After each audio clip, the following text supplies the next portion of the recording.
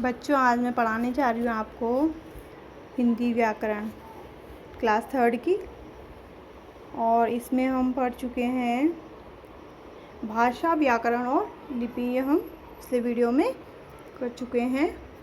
और आज हम चलते हैं वर्ण, वर्णमाला और मात्राएं। वर्ण, वर्णमाला और मात्राएं, तो इसको पढ़ेंगे हम। अपनी बुक आगे रख लीजिए और जो मैं बता रही हूँ उसको ध्यान से सुनिए। इसमें है कुछ चित्र बने हैं। ऊपर दिए गए चित्रों के साथ दी गई ध्वनियाँ हम पूरे दिन सुनते रहते हैं। इसी तरह हमारे मुख से भी अनेक प्रकार की ध्वनियाँ निकलती हैं। तो इन्हीं ध्वनियों का सबसे छोटा रूप वर्ण कहलाता है। तो जो दिन भर हम क्या कहते हैं, ध्वनियाँ हमारे मुंह से निकलती रहती हैं, तो उन्हीं को हम क्या कहते हैं, वर्ण कहते हैं। ध्यान से सुनिए। चित्र में लिखा है ट्रिन ट्रिन, फ़ोन की घंटी, माँ माँ माँ माँ माँ, टिक टिक टिक टिक। इस प्रकार से ध्वनियाँ सुनाई देती हैं। तो ये ध्वनियाँ क्या कहलाती हैं, वर्ण कहलाता है। जैसे देखो पपीता, इसमें चित्र बना है पपीता। तो पपीता शब्द में कई ध्वनियाँ हैं, इन्हें देखिए। प प्लस अ प्लस प प्लस ई प्लस त प्लस आ, पपीता पपीता। तो इस प्रकार पपीता शब्द 6 ध्वनियों से मिलकर बना है। तो इन ध्वनियों और टुकड़े नहीं किए जा सकते, इन ध्वनियों के टुकड़े नहीं किए जा सकते। इस प्रकार भाषा की सबसे छोटी इकाई वर्ण है। भाषा की सबसे छोटी इकाई वर्ण है। मुख से बोली जाने वाली ध्वनियाँ ही लिखित रूप में वर्ण कहलाती हैं। जो मुख से हम ध्वनियाँ बोलते हैं उन्हीं को क्या कहते हैं, वर्ण कहते हैं। वर्ण या अक्षर उस मूल ध्वनि को कहते हैं जिसके और टुकड़े नहीं हो सकते। अब देखो, जैसे अ आ इ ई उ क च ट त प आदि। अब इसमें वर्ण के 2 भेद होते हैं। वर्ण के 2 भेद होते हैं। स्वर, पहला क्या है, स्वर। इसमें स्वर है।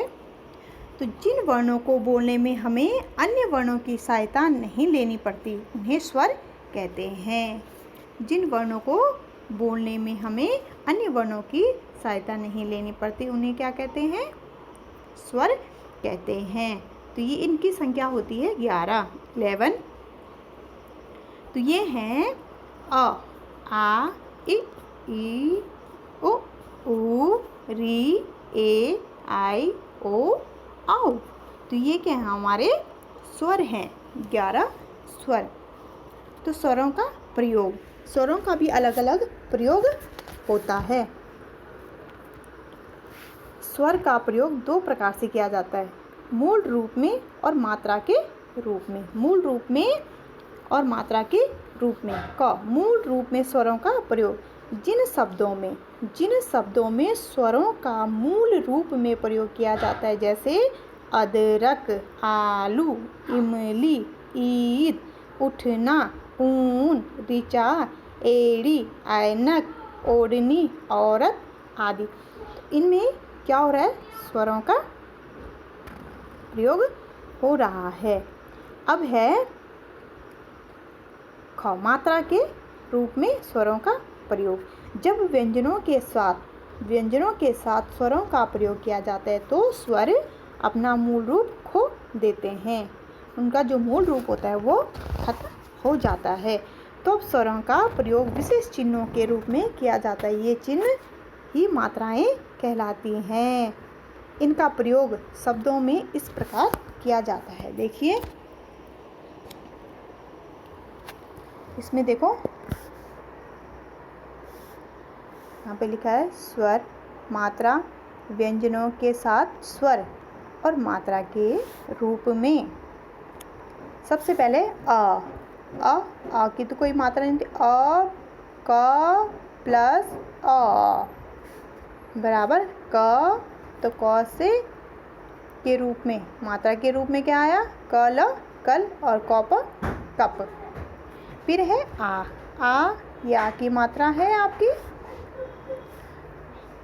क प्लस आ बराबर का, कार, काल।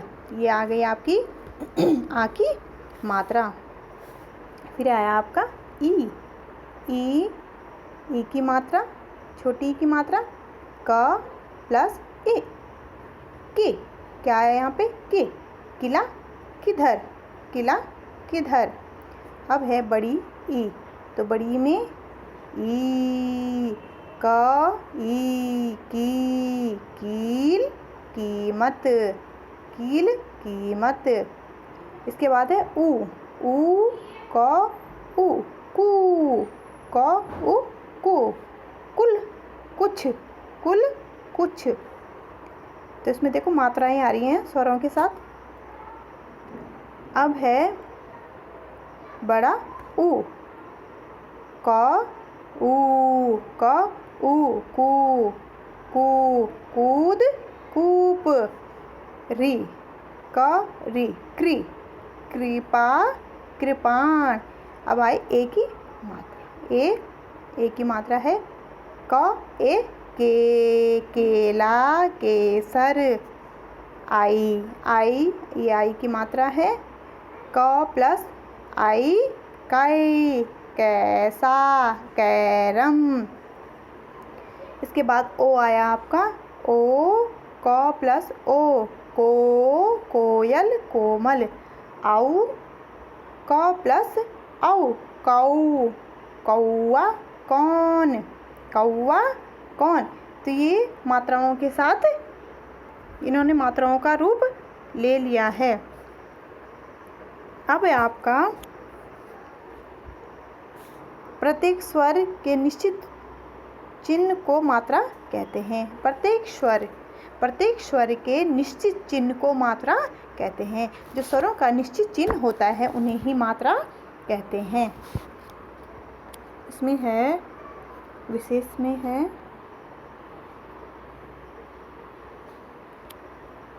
र वर्ण के साथ ऊ और ऊ की मात्रा का प्रयोग। यहाँ पे देखो बना रखे हैं र, ऊ।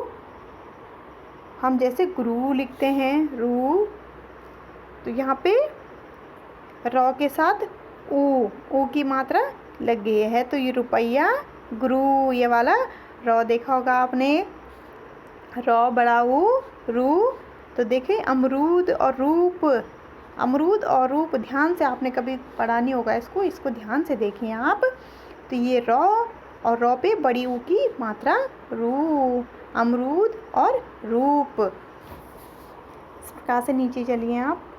यहाँ पे है व्यंजन। व्यंजन है आपके जो वर्ण स्वरों की सहायता से बोले जाते हैं। जो वर्ण स्वरों की सहायता से बोले जाते हैं उन्हें व्यंजन कहते हैं। ये संख्या में 33 होते हैं। क से अह तक, क से ह तक, क से ह तक। तो एक बार फिर से सुनिए। जो वर्ण स्वरों की सहायता से बोले जाते हैं उन्हें व्यंजन कहते हैं और इनकी संख्या होती है 33। तो इनमें अलग अलग बांटे गए हैं। क वर्ग, च वर्ग, ट वर्ग, ट वर्ग, प वर्ग, अंतस्थ और ऊष्म। तो क वर्ग में आते हैं आपके क, ख, ग, घ, ङ, च, छ, ज, झ, य, ट, ठ, ड, ढ, ण, त, थ, द, ध, न, प, फ, ब, भ, म, य, र, ल, व, श, ह। ठीक है। तो ये अलग अलग वर्ग, क वर्ग, च वर्ग अलग अलग दिए हैं। ट वर्ग, प वर्ग, अंतस्थ वर्ग और ऊष्म। इसके बाद है इसमें अतिरिक्त व्यंजन। अतिरिक्त व्यंजन यहाँ पे बने हैं ड और ड। इसमें क्या है, इनको व्यंजन में नहीं लिया जाता, ये अतिरिक्त व्यंजन कहलाते हैं। इसके बाद आपका जितना हमने इसको आज पढ़ा है, इसमें कुछ मैंने प्रश्न बनाए हैं और इनके उत्तर लिखे हैं। स्वर कितने होते हैं?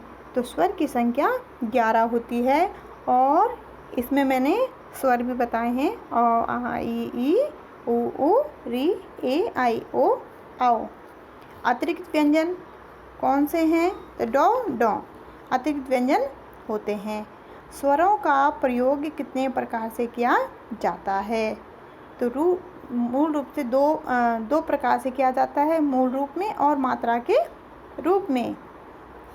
इसमें है व्यंजन किसे कहते हैं? जो वर्ण स्वरों की सहायता से बोले जाते हैं उन्हें व्यंजन कहते हैं। ये संख्या में 33 होते हैं, क से अह तक। इतना मैंने आपको पढ़ा है और इसमें से मैंने प्रश्न बना के दिए हैं। ये आज आपका होमवर्क है और इसको ध्यान से एक बार आप लोग भी पढ़ेंगे और बाकी का मैं कल पढ़ाऊँगी। So thank you.